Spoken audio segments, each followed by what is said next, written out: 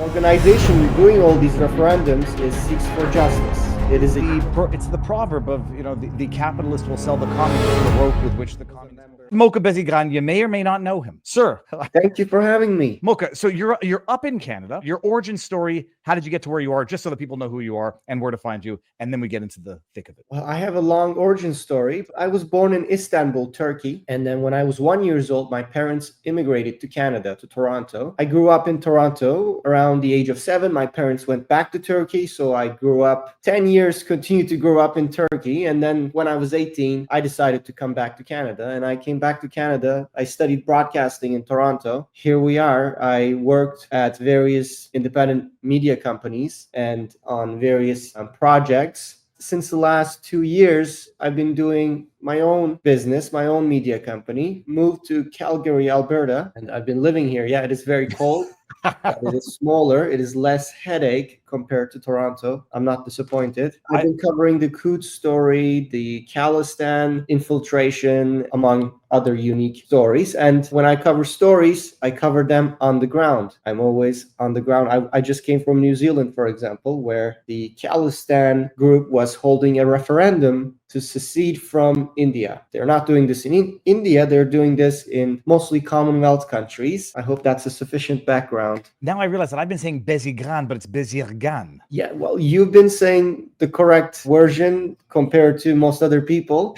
I think that is because of your French accent. People think I'm French too. They say, "Oh, are you from Quebec?" And I clarify, I explain. We had on David Creighton on Friday talking a bit about the Khalistani issue in Canada. You were in New Zealand. Yes. And the Khalistani, which is the separatist movement that is now in diaspora in various other countries that are not India. What's going on in New Zealand? They're holding on the street referendums as to whether or not that area of India should separate from India. Right. So they want to separate Punjab, a state that has borders with Pakistan in India. They want to create Khalistan. In translation, it means the land of the pure. They see themselves as the pure. The organization doing all these referendums is Seeks for Justice. It is a US-Canada-based organization, and Hardeep Singh Nijjar was a member of it before he was assassinated, allegedly by Indian agents. Basically, they go around the world, the organizers, they travel to US, they travel to New Zealand, travel to Australia, travel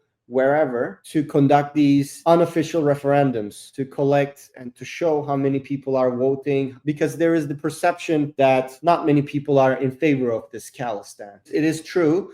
Official organizations have come opposing this activity. I'm saying that it could damage India-New Zealand relationships. And I had an exclusive interview with Seeks for Justice President Avtar Singh Panu on this matter. And his response was that our people are scared of business relations being damaged. And I'm paraphrasing. It's not going to affect anything. But Seeks for Justice as a group is a very highly questionable group. For example, one of their Ottawa organizers, Santokh Sinkela, he served about 10 years in jail, in a Montreal, Quebec jail, after conspiring to bomb Air India Flight 112, departing from New York in 1986. Mr. Santokh, he was convicted and he was sentenced to life until 10 years later, the conviction was overturned. A stay of proceedings was ordered due to disclosure matters. He was let off. And now he is working with Seeks for Justice. Basically, the previous referendum, this Khalistani organization held, was in Calgary, my hometown,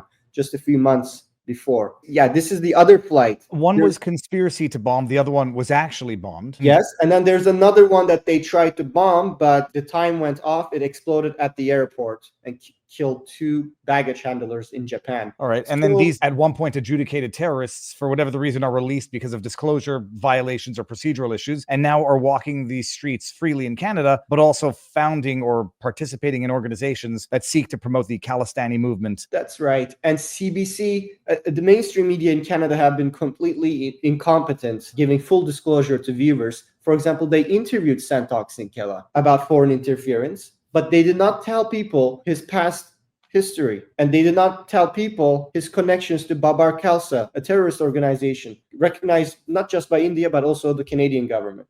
Mr. Santokh came to Calgary for that referendum event in July 28. I was there, and he was presented an award by another formerly charged conspirator. This guy was Ajaib Singh Bagri. He was at the World Sikh Organization founding convention in New York in 1984, where he pledged that he will not rest until 50,000 Hindus are dead. And this individual was later charged for his involvement in Flight 182 Air India bombing. The charge was later dropped. He was acquitted, but this individual gave an award to Santong Singh Kela, conspirator of Flight 112. All this is being done at the referendum dedicated to Talvinder Singh Parmar, the other co-conspirator of Air India bombings, Flight 182, and the other bombing that killed 2 baggage handlers. And at this event, they had the parents of a suicide bomber in India who killed Punjab's first minister. And they explicitly state that they are the offsprings of the 2 Sikh bodyguards who killed India's Prime Minister Indira Gandhi. They're saying we are the offsprings of these bombers, these assassins, and we revere Talvinder Parmar, etc. So that's the inside skeleton of this organization, going around freely, traveling among 5 countries, organizing these referendums, but it has a very questionable history. And I asked them when I was in New Zealand, did you not have any trouble getting into the country? And they said, no, it was very smooth. The government supports us. And I believe this to be true. And Creighton was on last week, and he says, not only does it seem that there have no issues in Canada, but the Trudeau government is actually taking an adverse position to the government of India and siding with an entity with actual terrorist history and even present. So what is their relationship or interactions with the government, with the Trudeau government or the Canadian government right now? Counsel General of Sikhs for Justice, Gurpativan Singh Panu, have said that he had regular contact with Justin Trudeau. He's been on media, he's been on CTV, CBC, giving interviews, and he's been very calm in his interviews. He's very, very calm, straightforward, but he has other videos in Punjab language. He's making threats, or we could interpret as threats. Our CMP certainly interpreted as threats last year. So he's making videos regularly saying, do not fly Air India. Don't be on Air India on this date. Don't travel on this flight on this date. Last year, our CMP investigated the threats against Air India. And he maintains that this is free speech. These are not threats. We're just boycotting them, etc. Yeah. A specific temporal boycott. Do boycott them on this flight. That's wild. Exactly. But they also say things like they have slogans like "Kill India" economically, "Kill Modi" politically. They think they are smart with words, but no, it's the proverb of the capitalist will sell the communist the rope with which the communist will hang them. It seems that Trudeau gives certain people free speech but not others, and misgendering is hate speech, but what could be construed as actual threats, that's freedom of speech.